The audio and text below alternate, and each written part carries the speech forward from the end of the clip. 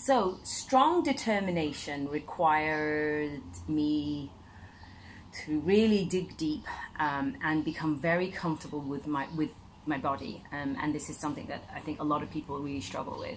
The requirement was for you to sit still for 1 hour and not move at all. And you would think that sitting still for 1 hour is easy, but actually it was actually physically incredibly exhausting, and I slept like a baby every night. Like every night I just went straight to sleep. It wasn't difficult. And then finally that strong determination took us through to the last day. And by the last day, this is how our day went. 4:30 to 6:30 meditation, optional. 6:30 to 7, breakfast. 8 till 9, sit for your first strong determination.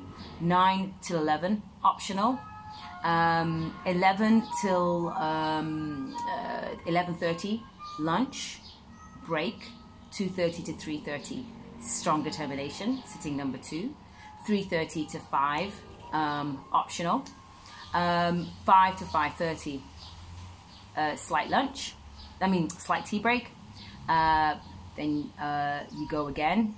7 till 8, third strong determination. 8 till 9, discourses and sitting. So in total, I calculated that was going to be 2 plus 1, 9, a minimum of 3 hours if you only did the sittings. And a maximum of 10 hours a day. Really, really exhausting.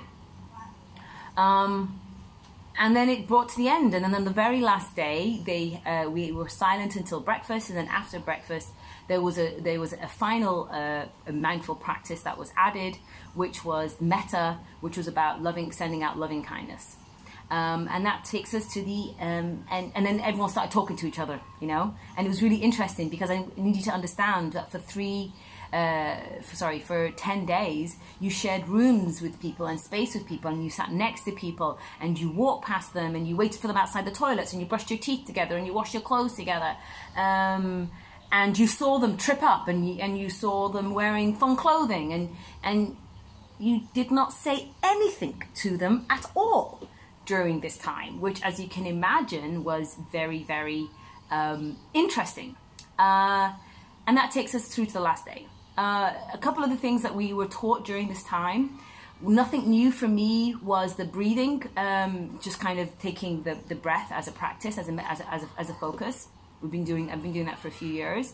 The body scan was very elemental. Vipassana, in my mind, the whole technique, the whole framework focuses on an advanced level body scanning, which is in the most simple and basic terms, a heightened awareness of your body from the tips of your toes all the way up to the follicles of hair on your scalp.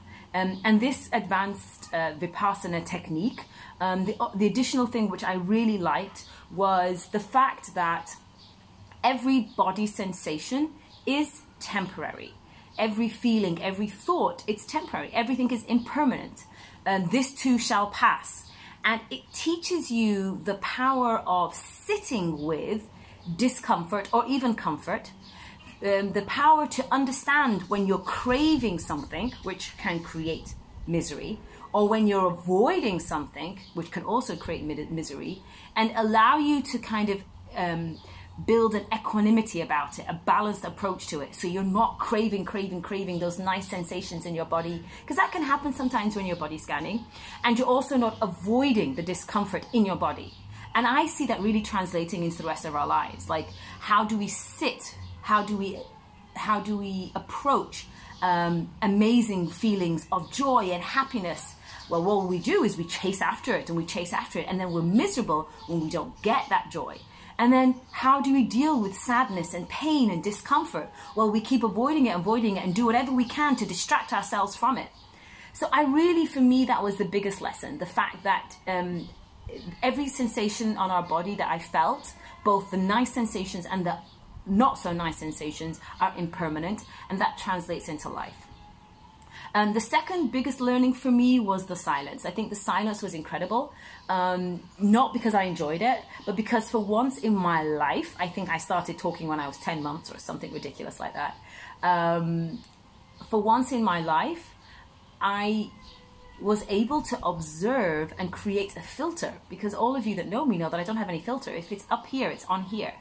And I was able to kind of observe all the things that I would normally say to people, but I didn't say them. Things like, oh, you know, oh, it's a lovely day today, isn't it? And oh, that's a really nice shirt you've got on. Oh gosh, isn't it? Wasn't that a tough session? Or, oh my God, what did you think of what they said? And I couldn't say any of these things. I couldn't compliment the chef on the incredible vegetarian food. I couldn't disagree or argue or explore the discourses. I couldn't do anything. I was kind of like in my own head. And that was an incredible feeling. And it's given me from up until now, a certain amount of insight into what I say and what I think.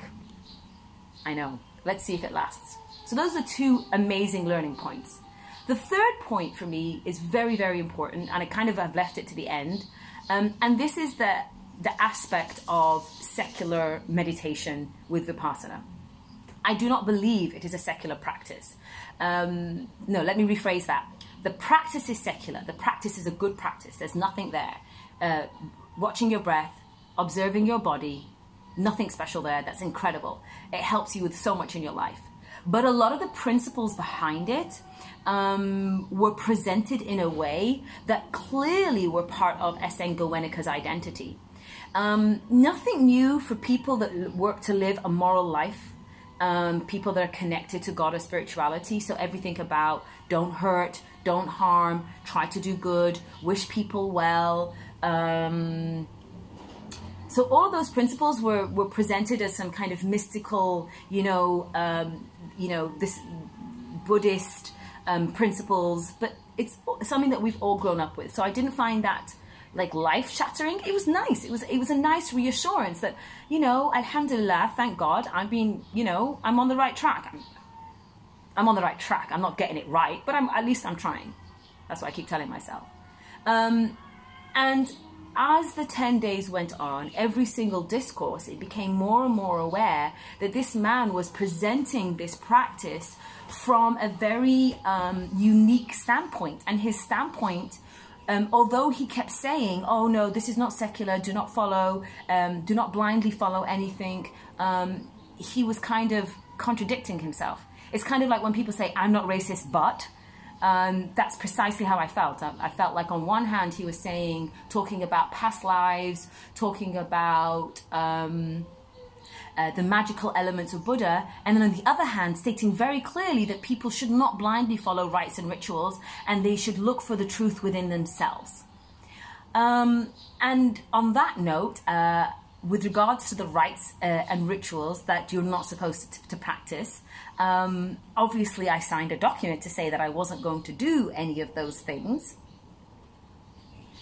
And I decided to observe my regular prayer as not a rite and ritual, but as essential to me as brushing my teeth. And I'll leave it at that. I hope this video was helpful, useful. As you can tell, there's 2 parts because, things got disrupted halfway. I've managed to keep it to less than 20 minutes. So on that note, I'm in Jakarta, I'm loving life, and on to my next mindful exploration, which is a mindful coaching course in Chiang Mai, northern Thailand. Okay, be happy.